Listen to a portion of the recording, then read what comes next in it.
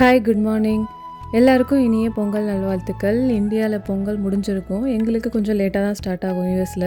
எல்லார் வீட்லேயும் பொங்கல் சூப்பராக பொங்கி வந்திருக்கும் நம்புகிறேன். எல்லாருக்கும் இந்த வருஷம் ரொம்ப ரொம்ப நல்லதாகவே அமையணும்.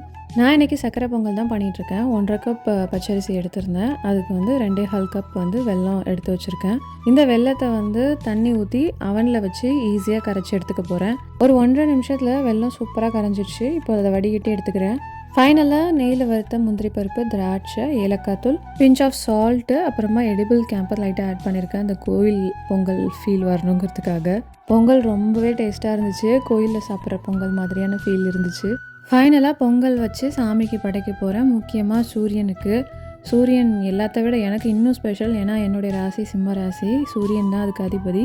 ஸோ இந்த வருஷம் ரொம்ப ரொம்ப நல்லதாக அமையணும். எல்லா சிம்ம ராசிக்கு மட்டும் இல்லை, எல்லாருக்குமே நல்லதாக அமையணும். எல்லாருக்கும் பொங்கல் வாழ்த்துக்கள். பபாய்.